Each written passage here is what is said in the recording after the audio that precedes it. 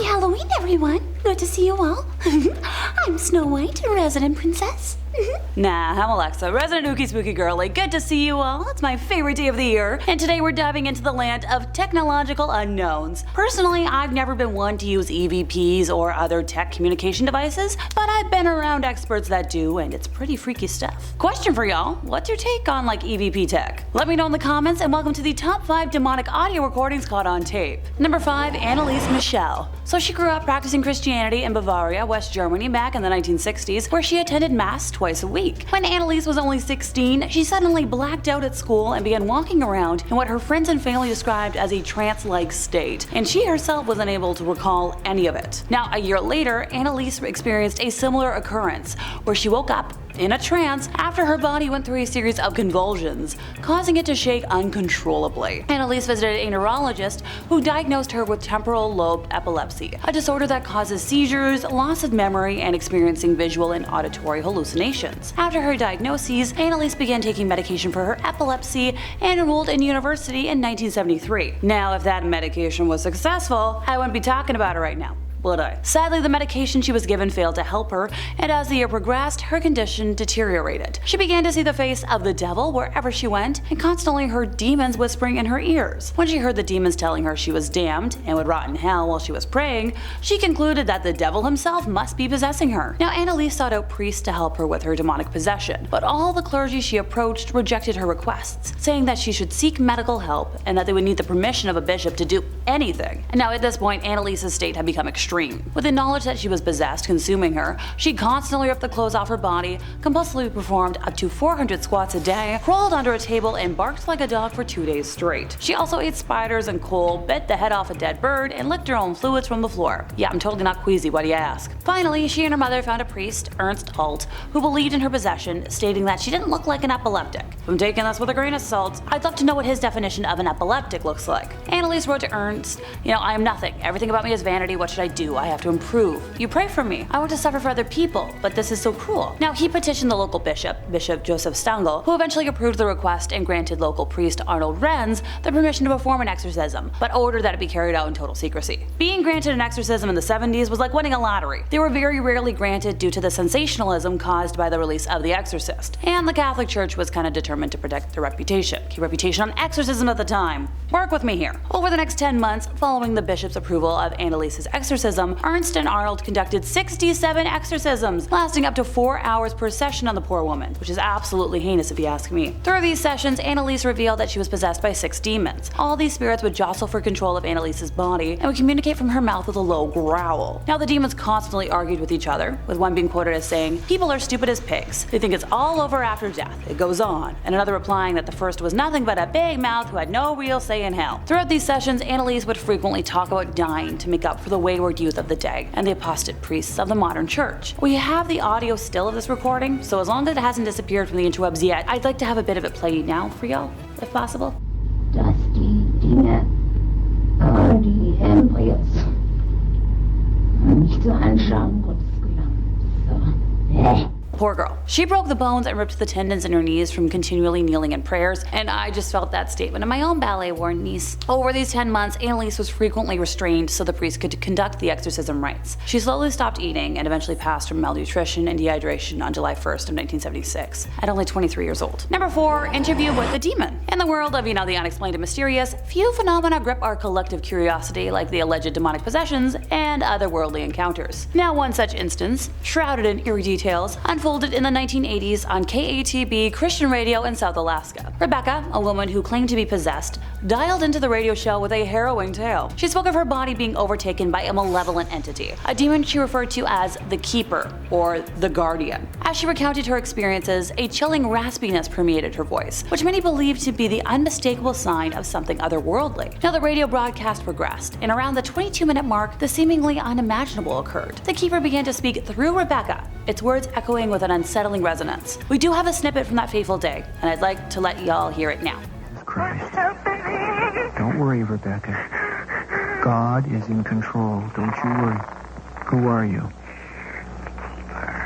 The Keeper? You are not the Keeper. Our guardian. The demon's sudden manifestation left listeners both fascinated and petrified. Questions swirled in the minds of those who tuned in. Was this a sinister force or like a hoax? Rebecca's claim went even further, alleging that her mother had sinister intentions of sacrificing her to Satan on Halloween. You know, tonight, the night where the boundary between the earthly and the supernatural is believed to be at its thinnest. But it was the keeper's reaction to the audience's prayers that struck the most profound chord of fear. As the listeners sent their own collective prayers and supplications, a palpable fury surged through the possessed woman. Now the keeper sensed the well-wishing, and it reacted with a malevolence that defied the understanding of those who had dared to listen. This chilling recording raises complex questions about, the nature of demonic possessions, belief, and the power of collective consciousness. Was Rebecca genuinely possessed by an otherworldly entity? Or was this like a theatrical performance crafted to shock and disturb? Could there be an explanation rooted in psychology and, the human capacity for suggestion? Were supernatural forces genuinely at play? This unnerving incident challenges us to ponder the thin veil that separates our reality from the unknown. It showcases that the power of belief, fear, and the profound impact of storytelling on our perception of the unexplained. What truly transpired that day on KATB Christian Radio remains a mystery, and the keeper's raspy voice continues to haunt the minds of those who dare to explore the depths of the unexplained. Number 3, Coast to Coast. So, we've been through a couple of these already. You know where this is going. One such incident occurred in 2002 on the renowned AM radio show Coast to Coast with Art Bell. On that fateful night, Art Bell, the host if you couldn't have guessed, unleashed a chilling audio recording that claimed to be from the very depths of hell itself. According to the narrative, the unsettling audio was recorded during a deep drilling experiment in Siberia of all places. As the story goes, this ambitious venture inadvertently pierced the veil between our world and another, creating a portal to hell. Now the recording itself is a nightmarish soundscape, filled with eerie echoes, cries, and indescribable otherworldly noises. It's as though the very fabric of reality had been torn, and listeners found themselves peering into the abyss. Now we do indeed have a copy of it, so I'll let that play now. What you are about to hear is very disturbing indeed. The Siberian borehole incident, often referred to as the well to hell, ignited a firestorm of debate and speculation. So, once again, we gotta ask, was this audio a genuine glimpse into the supernatural, or was it like a masterful hoax meant to exploit our deepest fears? Skeptics point to various inconsistencies and suggest that the recording could be nothing more than cleverly engineered sound effects. Others argue that, the event itself may have been exaggerated or even fabricated, given the lack of concrete evidence supporting the claims. But the allure of the recording exists. What do we know? Whether it was an authentic descent into the abyss or a cleverly orchestrated tale, it still resonates as a symbol of our insatiable quest to pierce the veils that shroud the inexplicable. In my opinion, it was probably true. Number 2, Mortis the Wizard. So, once again, in the realm of the paranormal, stories of demonic encounters kind of take us to the edge of our understanding, challenging our perceptions of reality. One such unsettling episode unfolded in 1999, the turn of the century, when an individual known as Mortis the Wizard accompanied a pastor to a house plagued by a reported demonic possession. The pastor, doubling as a demonologist, issued a somber warning to Mortis before their fateful visit. Just brace yourself for what might happen here, okay? This one's quite bad. Are you ready? He cautioned. Mortis, though inexperienced in such matters, steeled himself for the unknown, and the recording that emerged from that ominous night is nothing short of chilling. In it, a malevolent presence, identified as a demon, growls directly in Mortis's face. Now the demon's words are laced with profanity and violent threats, sending shivers down the spine of anyone who dares to listen. Now, speaking of that, I think we do have a smidgen of the recording that's safe to play, so if so, I'd like to share it with y'all now. Welcome to my clinic. Into the light.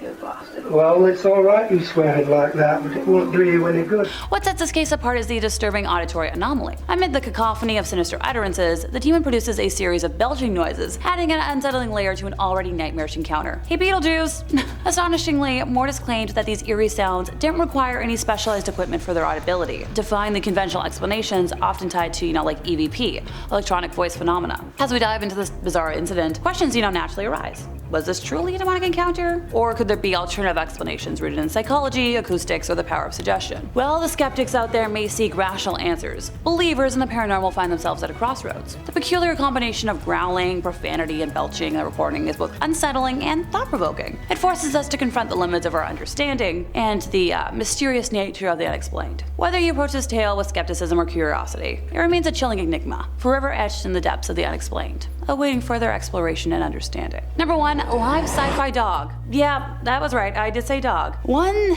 spine-tingling instance unfolded during a 2016 live ghost hunting expedition captured by the YouTube channel Live Sci-Fi. So as the playback began, what unfolded was a perplexing revelation. A member of the team, Tim, while reviewing the recorded audio, noticed that they appeared to be communicating with a malevolent entity, possibly the devil himself. Now, in most cases, skeptics might swiftly attribute such auditory anomalies to faulty equipment, an easy escape from the macabre. But this recording begs to differ. What adds an even more hair-raising layer to the story is the presence of an unexpected character. Patches, the dog. Not to sound like a young folks TV host or anything. As the voice of the supposed devil resonated through the recording, Patches exhibited bizarre behavior. The dog's erratic movements and strange reactions aligned perfectly with the moments where the sinister voice, reportedly emerged. Oh, sorry, Patch. Chill out. Chill out. Chill out. Chill out. It's okay.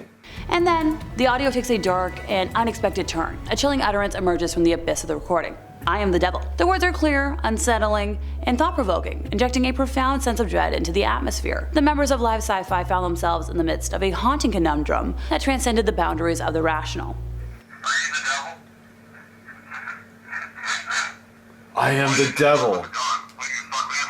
This whole thing prompts, a wealth of questions and reflections. Once again, was this recording a genuine communication with an otherworldly entity? Or could it be a case of the power of suggestion and collective fear manifesting in strange ways? Could it be the result of a misinterpretation? Or even a carefully crafted hoax? The peculiar synchronicity between the alleged devil's utterances and Patch's reactions raises questions about the animal's sensitivity to the supernatural, a topic very ripe for exploration.